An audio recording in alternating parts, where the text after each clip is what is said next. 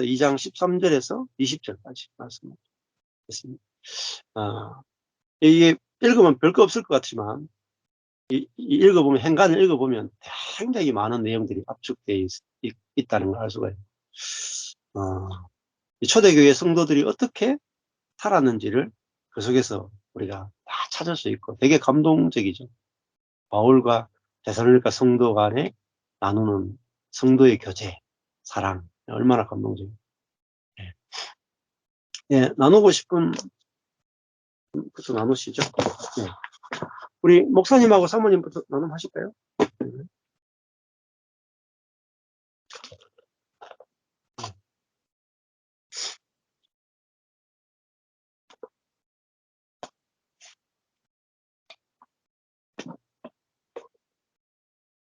예, 소리가 안 들리네요, 지금.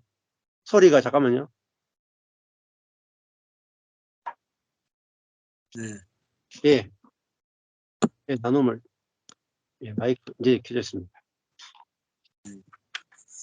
사도바울의 목회 행복의 비밀을 또 말씀을 들으면서 다시 한번 또 확인하는 시간이 되었는데요. 오늘 사도 바울이 마음이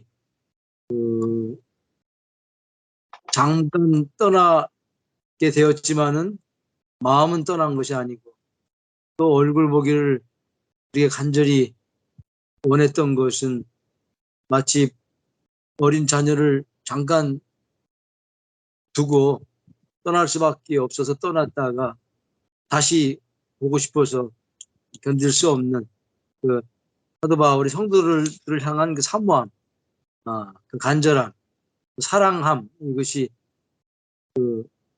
마음속에 있던 것이 그냥 흘러나오는 것이 알아졌고, 그리고 그가 고백한 것처럼 성도들 한 사람 한 사람이 바울이 전한 복음을 통해서 그들이 그리스도 안에서 새 피조물이 되었고 완성된 자가 되었고 새 생명 얻은 자가 된 것을 사도 바울이 확인하면서 그들 하나하나가 사도 바울에게는 참 말할 수 없는 소망이고 기쁨이 되었고 자랑이 면류관이 되었다.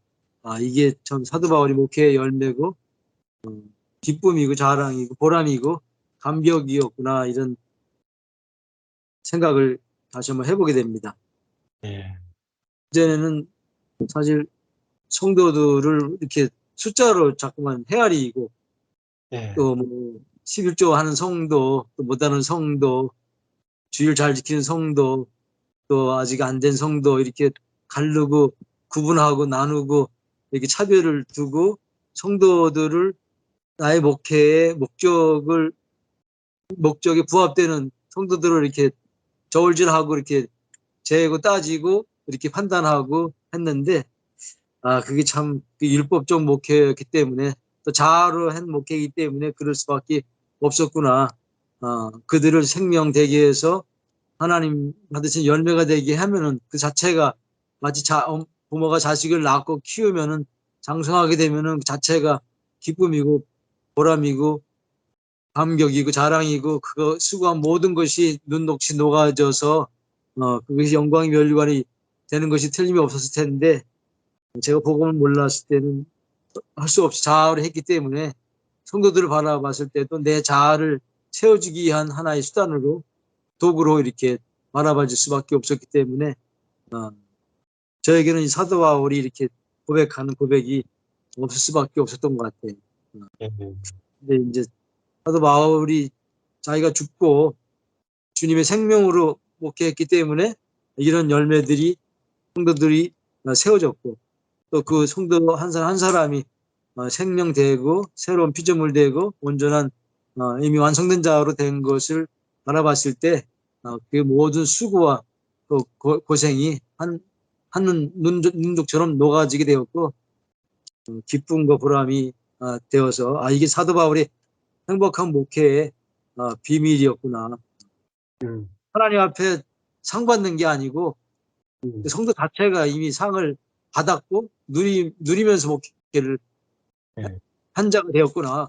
그 자체가 상을 지금 누리고 있는 목회가 되었구나, 이런 예. 생각을 하게 됩니다. 아멘. 예. 아니, 목사님 너무 솔직하시고 좋으시고. 그, 그, 우리가 자녀를 몇 명 놓을까요? 여러분 몇 명을 자녀를 낳기를 원하셨어요? 저는 뭐 늦게 좀 해가지고 결혼해가지고요. 좀 많이 한 넷 정도 아, 저기 갖고 싶었는데 그렇게 못했어요. 좀 늦게 결혼하고 그래서 여의치 않아가지고 둘 지금 하나를 주셔서 예. 하나님께서 잘 또 키우고 있고 둘만 바라봤을 때 만족이 되는 것이죠. 네, 그만 해도 만족이 되시죠, 목사님? 네, 예. 예. 성도도 2명이면 하면 됩니다. 그러니까, 어? 여기 보세요. 그, 바울은 낳기만 하는 게 아니라 양육까지 하잖아요. 그러니까 네. 낳아서 양육하려면 많이 하면 낳아서 양육이 안 되잖아요. 어. 그러니까 저도 그렇더라고요. 아, 그렇구나. 내가 낳기만 하는 게 아니라 양육까지 할 수 있는 그 사람만큼 하나님 주시는구나. 그러니까 뭐 꼭 많아야 되는 거 아니더라고요. 즉 다른 말 하면은 내가 성도를 볼 때, 아, 당신은 나의 영광이고 당신은 나의 자랑이고 나의 소망이고 나의 기쁨이다라고 고백할 수 있는 그게 양육이잖아요. 그만큼만 있으면 돼요. 근데 그 본질적인 관계 안에 머물 수 있는 사람이, 그게 내가 양육할 수 있는 사람이 많으면 그만큼 양육을 많이 할 수 있는 그게 생명이 나와야 되는 거죠. 그래서 양육할 수 있는 만큼의 생명이 나오는 만큼 성도가 있으니까 뭐 자식, 만약에 지금 목사님한테 자식 100명 준다 하면 어떻게 했을까요? 감사할 것 같아요? 노하실 것 같아요? 지금 연세에 나머지 98명 더 주신다 그러면 어떨 것 같아요? 노하시겠 당연히 네. 노하십니다. 근데 성도 100명 98명 더 주신다 하면 어떨 것 같아요? 아니면 자식 키우는 감당. 자식 키우는 거라고 생각 안 하기 때문에 그렇죠. 예. 그러니까 사실은 우리가 이 사도 바울은 그런 개념이다. 그러니까 야, 내가 부모의 마음이 그게 뭐냐, 하나님 아버지의 마음이지. 하나님의 아버지의 마음이 많으면은, 그러니까 자식이 10명이라도 내 인생을 다 갈아 넣어서라도 나는 그렇게 사는 것이 기쁨이고 행복하다. 그러면 10명도 기쁘게 키울 수 있는 거죠. 100명도 기쁘게 키울 수 있습니다. 뭐 내가 그것을 위해서 내가 존재한다 이러면은 100명도 키울 수 있는 거죠. 근데 이거 내 기쁨을 위해서 애를 키우면 5명도 키우기 힘들거든요. 예. 그래서 이제 이게 그 차이구나. 요것만 이제 알아지면 우리가 본질이 뭔가, 인생의 본질이 뭐고 목표의 본질이 뭔가, 이걸 이제 우리가 만나면 훨씬 더 쉬워지는 것 같아요. 감사합니다. 그럼 사모님 나누고 싶은 거 있으면 하실까요? 아까 말씀이 일하지 않으면 교회가 무너진다 이렇게 얘기했는데 과연 말씀이 내 안에서 또 우리 이 보이는 교회 안에서 정말 주님이 일하셨는가? 예. 말씀이 구체가 되어서 일하신 적이 있나? 우리는 아까 얘기한 대로 사랑한다 하면서 율법적이고 정말 그냥 겉으로만 이렇게 사랑하는 척 이렇게 했던 그런 사도 바울이랑은 전혀 다른 그러한 목회를 했던 것을 또 사도 바울이랑은 전혀 그렇게 복음적이지 않은 나는 복음적이라고 했지만 유대인처럼 똑같이 그렇게 사람들을 핍박하면서 그렇게 복음을 전한다고 하는 그런 내 모습을 볼 수가 있었던 거죠.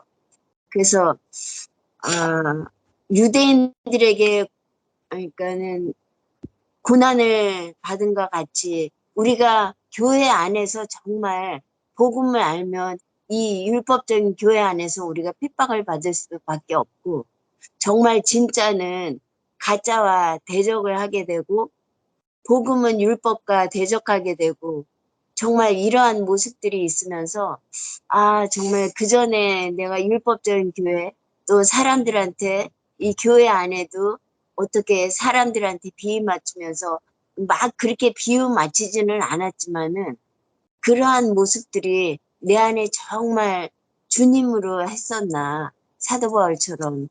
그리고 말씀이 그렇게 역사할 수 있도록 그렇게 했었나.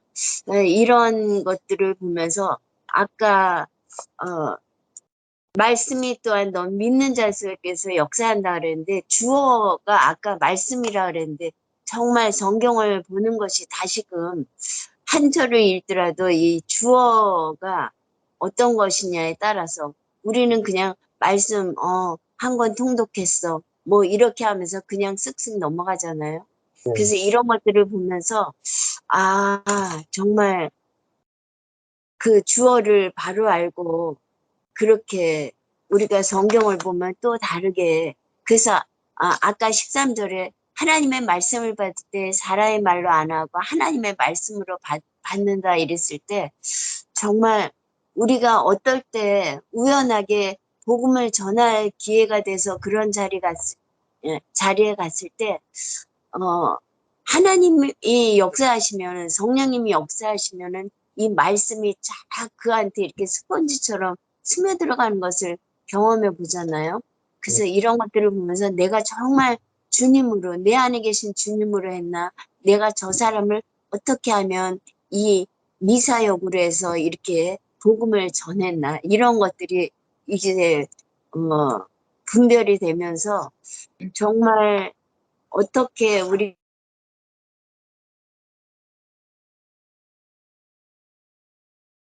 끊어졌네요. 그래서 교회에 빛이 정말 내 이호경이라는 교회에 빛이 있는가, 이 온 땅의 빛교회에 빛이 있는가, 정말 주님이 원하시는 그러한 빛, 예. 이런 거에 대해서 오늘 생각을 많이 해봤습니다. 아멘. 예. 사모님도 너무 진솔하시고 좋으신 것 같아요. 예. 그렇죠. 정말 저도 이 갈라디아서 2장 20절 말씀을 하나님으로부터 딱 받을 때, 이게 하나님 말씀으로 딱 정확하게 받아들이시더라고요. 그러면은 이 하나님의 말씀은 살아서 운동력이 있어요. 그래서 이 말씀이 정말 하나님의 말씀이다라고 내게 확신이 돼서 그 복음이 확실하게 내가 전할 수만 있으면 그 복음은 역사해요. 그럼 만약에 이런 거죠. 그래도 내가 죽고 예수가 사는 이 말씀이, 이 복음이 진짜라면, 이 복음을 전하면 반드시 그 복음대로 역사가 된다. 그 말씀대로. 근데 만약에 이 말씀을 전했는데 역사가 안 일어나죠. 그럼 제가요, 그냥 생각으로 깨달은 것밖에 없어요. 진짜 하나님 말씀 받은 게 아니라 내 생각이 만들어낸 말씀. 그래서 이게 너무너무 중요합니다. 내가 진짜 하나님으로부터 복음을 계시받았으면 그걸 전하면요, 반드시 역사해. 그러니까 우리가 말씀에 대한 믿음이 있으면 그게 제일 중요하거든요. 말씀에 대한 믿음이 있으면 그 말씀을 전하면 말씀대로 역사합니다.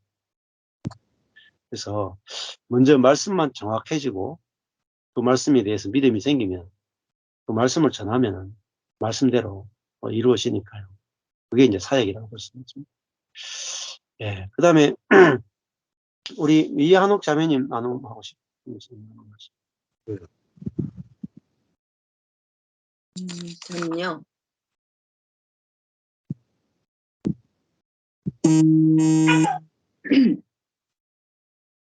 저는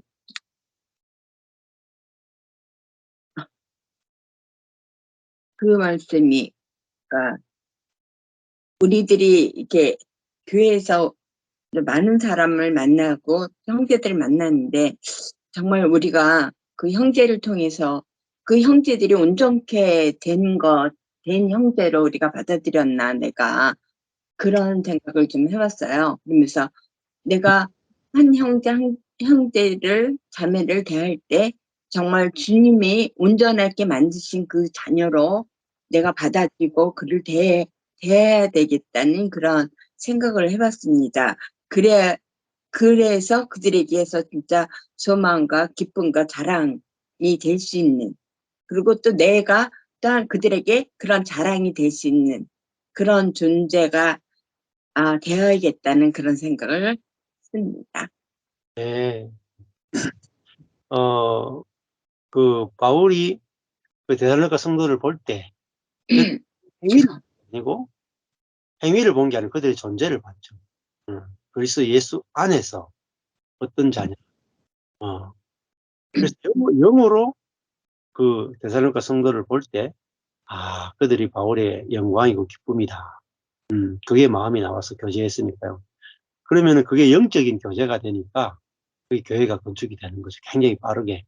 예, 그래서 본당의 이 교회 안에도 이게 영적 교제가 이런 것이구나. 보고만 해서 만나는 것이구나. 이게 열려지면 관계도 훨씬 더 새로워지지 않을까 그런 생각이 듭니다. 예. 진경에게 나누고 싶은 거 있어요? 예, 오늘 들어왔는데. 음. 지금 제가 영상이 네, 보이지만. 예. 네, 나누면 될까요? 예, 예, 예. 네, 이제 목사님께서 계속적으로 얘기하시는 것 중에 구원이란 인간의 고난과 악에서 해방되는 것이다. 예. 그 말씀을 저도 이제 계속 반복적으로 들으니까 이제 들리는데, 진짜 그게 핵심인 것 같아요. 우리가 인생 살아갈 때 녹록지 않은 현실들, 우리의 어떠함에 관계없이 밀려오는 문제들과 고난들, 이러한 것들이 하나님으로부터 해방되는 것이 구원이구나. 이제 그렇게 생각하는데, 저도 이제 지병이 있고 하니까 병적으로 보면 환자지만 하나님 입장에서는 온전한 사람이다. 온전한 사람이다. 그것이 이제 제 마음에 이제 좀 와닿더라고요. 되게 이렇게 감동이 되더라고요. 감동이 되면서 그것을 제 내면화 시키기도 하고 하는데, 내면화 시키는 건 율법인 것 같아요, 목사님. 내면화 시키는 건 율법인 것 같고, 근데 그게 감동이 될 때는 성령께서, 내 안에 내주하신 성령께서 주장하시는 것 같고, 그래요. 그러면서 계속적으로 이제 율법과 복음을 좀 더 민감하게 좀 구분 지으면서 좀 성령께서 내 안에서 역사하실 때 저의 율법적인 부분들을 깨부수게 해주시고 거기서부터 해방될 수 있도록 또 성령께서 내주하시기 때문에 결국 신앙이란 성령께서 이끌어 주시는 대로 또 성령께서 어, 내주하시는 성령께서 다스리심으로 그렇게 제 안에 생명이 서서히 자라가는 것 같아요. 예. 그래서 그게 구원이 칭이기도 하지만 칭의로부터 시작되는 이제 성화가 조금씩 열리는 것이 아닌가 하는 생각이 들더라고요. 그러면서 내가 노력하지 않아도 나를 포기하지 않으시는 주님이 계시기 때문에 나는 힘을 빼고 하나님이 또 성령님이 역사하신다면 그게 뭐 된 거 아니겠는가. 네. 요즘에 고민거리 되게 많거든요. 좀 이래 뭐 집사정도 별로 안 좋고 되게 막 어머니도 이제 편찮으신 가운데 뭐 이래 보면 부모님이 결국은 저보다 먼저 가실 것 같고 또 막 동생도 학업 때문에 힘들어하고 그러는데 참 상황은 녹록지 않고 또 현실을 제 눈으로 바라봤을 때는 되게 깝깝하고 참 심장이 막 이렇게 막 답답한 거예요. 답답해 가지고 막 이러다가 공황장애가 올 것 같기도 하고 그런데 붙들 수 있는 거는 하나님밖에 없구나. 나 붙들 수 있는 건 하나님밖에 없고 하나님이 이 상황을 어떻게 이끌어 가실지 이제 좀 지켜보는 그런 사람이 되었으면 좋겠어요. 왜냐하면 내가 할 수 있는 게 없기 때문에 내가 할 수 있는 게 뭐 상황을 전복시킨다든지, 왜냐하면 그게 또 아버지의 사업의 문제고 어머니의 건강 문제고 제 동생의 학업 문제이기 때문에 제가 개입할 수 있는 게 없어요. 그러다 보니까 기도하고 하면서 진짜 성령님께서 우리를 인도하시고 또 이럴 때일수록 더 우리가 좀 막 침체되어서 허덕이기보다 저희 가족은 그래도 계속 이렇게 매일 허그를 하거든요. 어머니랑도 허그도 하고 그런데 그러면서 길을 열어주시는 하나님, 길을 내시는 하나님, 그런 것들을 좀 지켜보는 게 제가 할 일인 것 같다라는 생각이 듭니다. 네, 이상입니다. 네. 그러니까 우리가 그 옛사람은 을 이제 볼 때 되게 좋은 환경이냐 나쁜 환경에 따라서 좋은 환경이면 기쁘고 나쁜 환경이면 침륜이 와요. 근데 우리 안에는 새로운 피조물 예수 생명은 그걸 볼 때 다르게 봅니다. 네. 아, 이게 하나님이 허락하신 환경이구나. 그 환경을 내가 물리치는 게 아니라 바꿀 수 없는 것을 죄로 물든 이 세상을 예수님처럼 있는 그대로 받아들이게. 이게 이제 평온을 구하는 길. 그러니까 사람도 환경도 받아들이는 마음, 받아들일 수 있는 게 성령에 의해서 되어지는 건데, 받아들여지면은 바꿀 게 없어요. 못 받아들이니까 바꿔야 되는 거죠. 그래서 받아들이는 그것이 굉장히 중요하구나. 그래서 어제 했던 그 자아의 파쇄, 주일날 저녁에 했던 그 자아의 파쇄 보면은 자아가 파쇄되지 않는 두 가지 원인. 첫 번째가 내가 원치 않는 사람이나 환경을 하나님의 손으로 보지 못하기 때문이다. 첫 번째. 하나님이 하나님의 사랑의 손으로 못 보기 때문에. 두 번째가 이제 뭐였더라? 생각이 나는데 갑자기 까먹네. 두 번째는 자기를 너무 사랑하기 때문이다. 그러니까 자기를 너무 사랑하니까 자기가 원하는 대로 돼야 된다고 생각하니까 오히려 침륜이 빠지거든요. 그러니까 나를 사랑하지 않으면은 문제가 사라져요. 나를 사랑하면 문제가 엄청 많아. 그래서 그거를 보면은 이 두 가지가 중요하구나. 이렇게 빛을 보면은 훨씬 더 좀 쉬워질 거라고 생각합니다. 그 어떤 분의 이렇게 카톡 알림 말인데 그런 말이 있더라고요. 내일에 대한 염려는 내가 하나님이 되어서 내일을 통제하려고 하는 그런 욕구와 같다. 이런 말씀을 하셨는데 그게 되게 좀 저는 좀 와닿았거든요. 와닿아서 그렇구나. 진짜 내일 일은 우리가 알 수가 없는데 내일 일을 염려하고 걱정하고 한다고 또 염려한다고 되는 문제도 사실 없고 그러니까 하루하루 사는 게 그게 최선인 것 같아요. 네, 그렇죠. 오늘 나쁜 일이 있어도 내일 좋은 일이 생길 수 있으니까 이 일이 계속된다고 생각을 하시면 안 돼요. 항상 뒤집어질 수 있어요.